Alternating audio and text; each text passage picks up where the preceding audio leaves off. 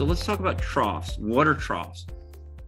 Troughs are water formations that wrap the lower portion of an object while leaving the upper portion of the object exposed to air.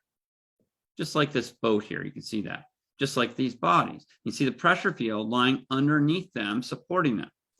A pressure field, this is called, by the way, this pressure field is called the bed, right?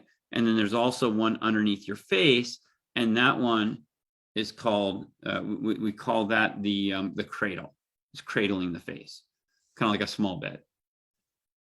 So a pressure field lines the bottom of the trough, allowing the object laying in the trough to remain supported. Okay, so now let's look at bow waves and gullies. All right, you can see the bow wave right here hitting the front of the head of the swimmer. You can see down here kind of a gully that's come down. All right, the head is not streamlined enough to pierce the front of the trough, and therefore a bow wave forms at the front of the trough where the head attempts to create a pathway by forcing itself through the water. Right, but again, most heads are kind of rounded, and so they don't pierce that. Okay. The water that's been driven out of the trough and into the bow waves leaves a gully behind it.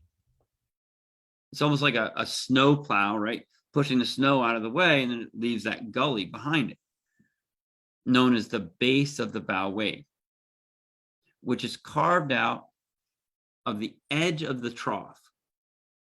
Following the trough is a current, which is water that's being dragged by the swimmer.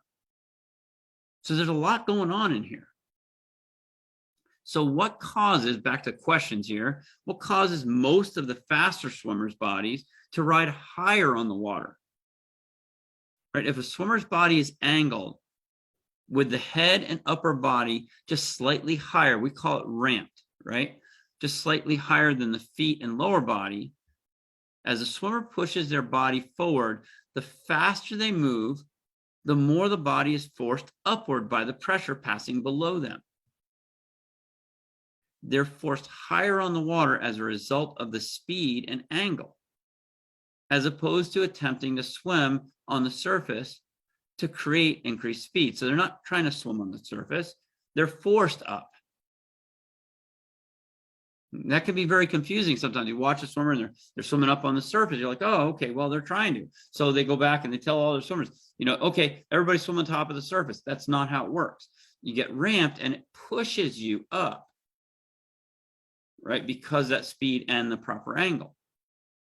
So faster swimmers reach deeper in the water to utilize the greater pressure that's caused by that depth, right? If you grab the water up here, it's more shallow. It's not as pressurized as if you reach deeper. And by doing that, you push yourself, right? You're pushing off these pressure fields. They're already in pressurized water. So that's working for you now. It's helping you, but it's heavy. It doesn't feel light. It's heavy.